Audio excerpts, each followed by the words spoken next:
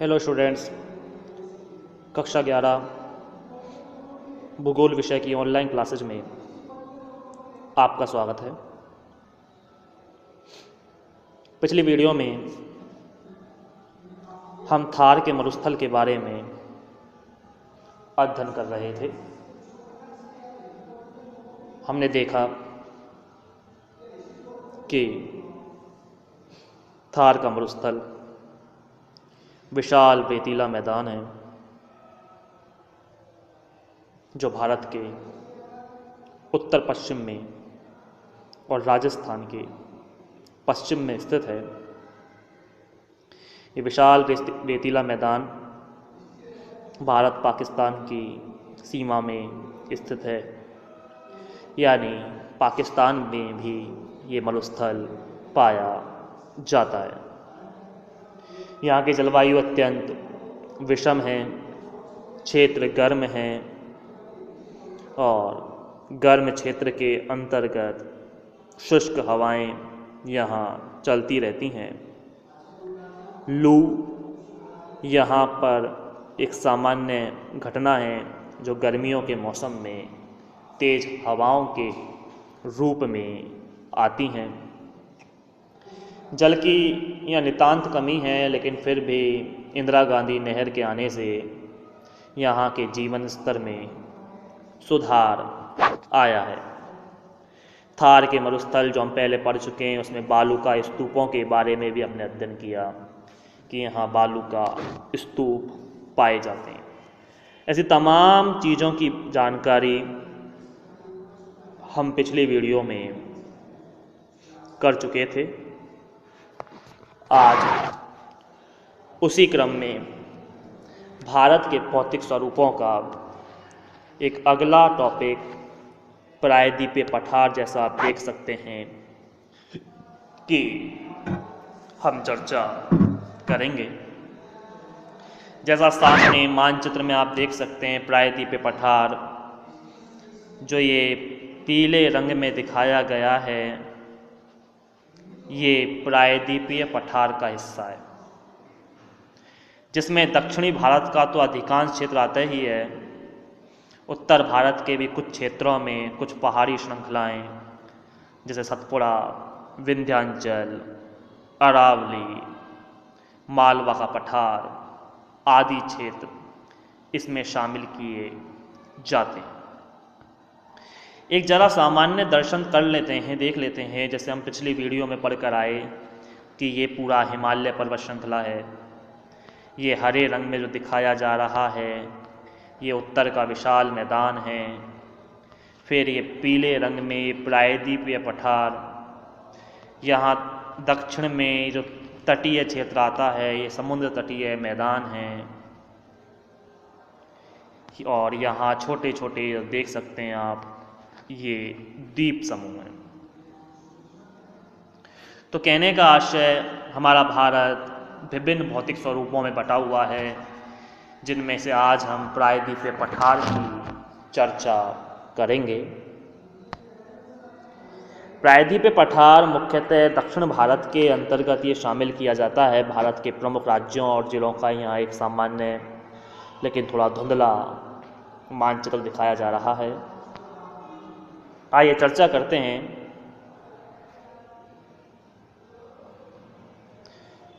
कि प्रायद्वीपीय जो पठार है,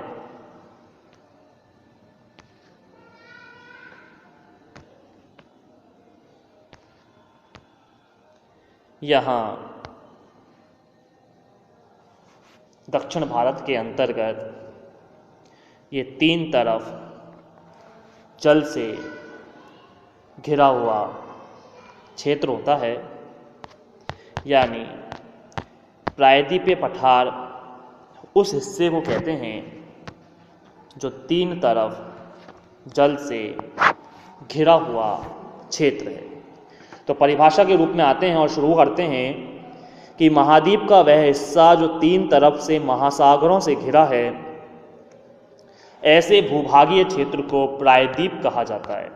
जरा आप देखें, यह हिस्सा यहाँ भी जल, यहाँ भी जल और यहाँ भी जल है।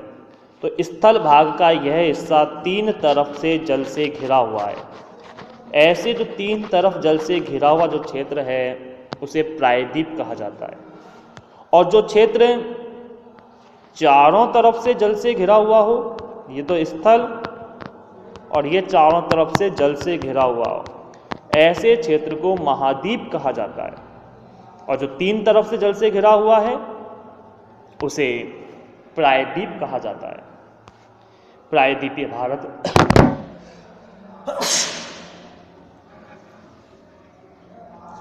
पूरब में बंगाल की खाड़ी, दक्षिण में हिंद महासागर और पश्चिम में अरब सागर से घिरा है। प्रायद्वीपीय भारत पूरब में बंगाल की खाड़ी, दक्षिण में हिंद महासागर और पश्चिम में अरब सागर से घिरा है। आप देखिए, ये बंगाल की खाड़ी है, ये अरब सागर है और ये नीचे हिंद महासागर। मैं लिख देता हूँ, हिंद महासागर, ये बंगाल की खाड़ी और ये अरब सागर। तो 3 तरफ से ये जल से घिरा हुआ है। प्रायद्वीपीय भारत का ये भाग पठारी होने के कारण इसे प्रायद्वीपीय भारत का पठार कहा जाता है। प्रायद्वीपीय भारत का यह हिस्सा पठारी है।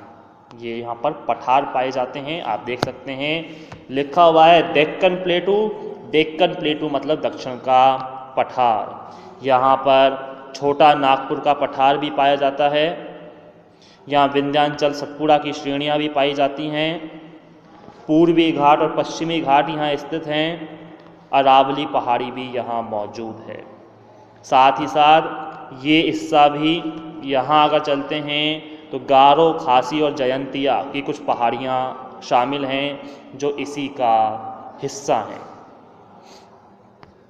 तो आप समझें कि महाद्वीप का वह भाग जो 3 तरफ से जल से घिरा हुआ है वो प्रायद्वीप है और हमारे प्रायद्वीपीय क्षेत्र में यहाँ पठार स्थित है।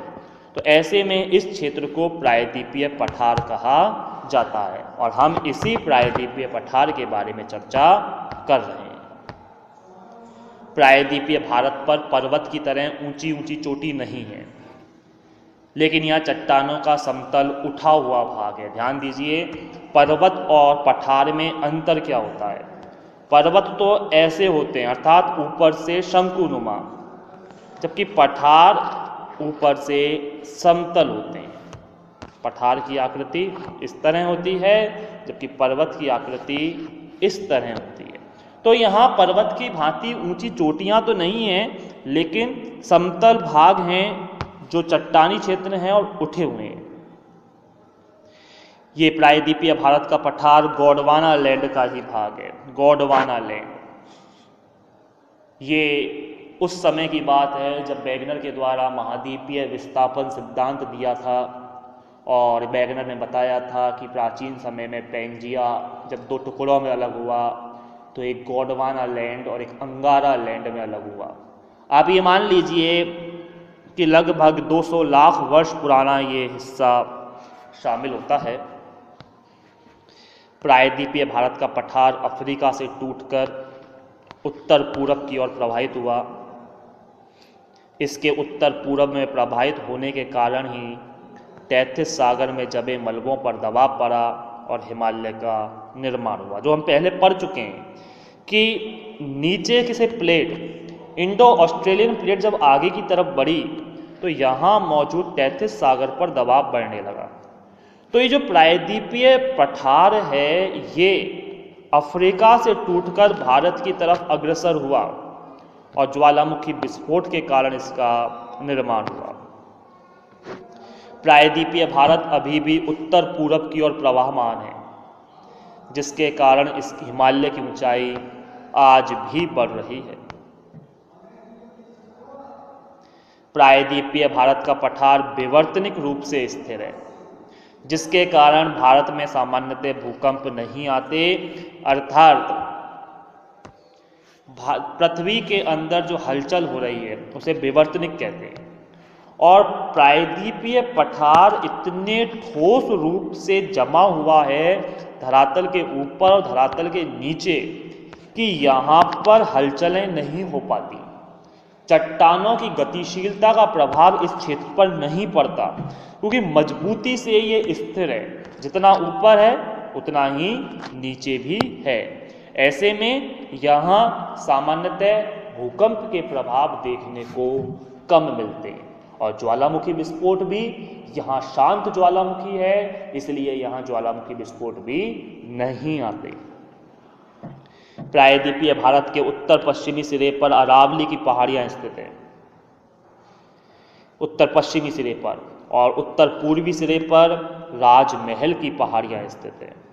अब ये उत्तर पूरब और उत्तर पश्चिम क्या जरा देखें, ये इसके उत्तर पश्चिमी सिरे पर तो अरावली पहाड़ियां और उत्तर पश्चिम सिरे पर, और उत्तर पूरब सिरे पर इधर राजमहल की पहाड़ियां स्थित है। प्रायद्वीपीय भारत का पठार उत्तर पश्चिम में अरावली पर्वत, पूरब में राजमहल की पहाड़ियों से लेकर दक्षिण में कन्याकुमारी तक विस्तृत है। यानी आप देखें प्रायद्वीपीय पठार इस तरह से पूरे क्षेत्र को अपने में समाहित किए हुए है। ये पूरा लाल रंग जो दिखाया जा रहा है, ये पूरा लाल रंग प्रायद्वीपीय पठार का है। इसमें से कुछ हिस्सा ये जो सफ़ेद रंग से आता है कि अंदर अंदर का जो क्षेत्र है ये प्रायद्वीपीय पठार है। उसके बाद ये समुद्र तटीय मैदान आ जाते हैं, ये समुद्र तटीय मैदान है, ये उत्तर का विशाल मैदान है पूरा, उसके ऊपर हिमालय पर्वत श्रृंखला और यहाँ थार का मरुस्थल। ऐसे विभिन्न रूप से वर्गीकरण इसका किया गया है। तो ये उत्तर पश्चिम में अरावली से लेकर दक्षिण में कन्याकुमारी तक फैली हुई एक प्रायद्वीपीय पठार की श्रृंखला है। मेघालय में शिलांग पठार भी प्रायद्वीपीय भारत के पठार का ही हिस्सा है। शिलांग पठार राजमहल पहाड़ियों का ही पूरब दिशा की ओर विस्तार है। गारो, खासी, जयंतिया ऐसी विभिन्न जो नदी पहाड़ियां हैं वो इसी के हिस्से में आती हैं। प्रायद्वीपीय भारत के पठार के उत्तरी हिस्से का ढाल उत्तर की तरफ अर्थात गंगा घाटी की तरफ है। यही कारण है कि विभिन्न नदियां उत्तर पूरब की दिशा में प्रवाहित होते हुए गंगा और यमुना में मिल जाती हैं। आमतौर पर देखा जाता है कि जल का प्रभाव ऊपर से नीचे होता है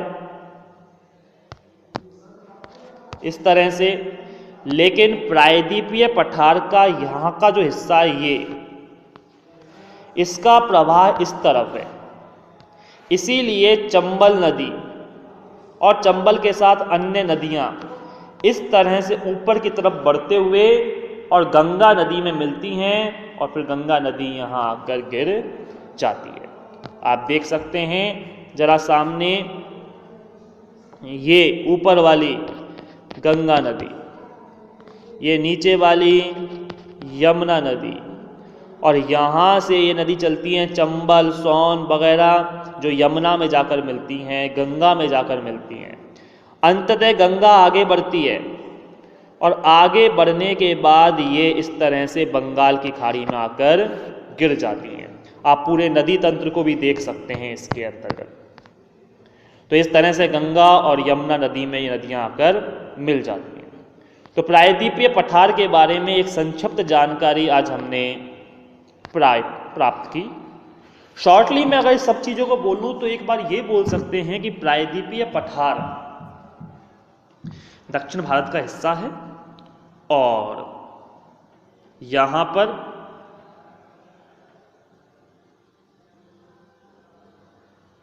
ये क्षेत्र तीन तरफ जल से घिरा हुआ है।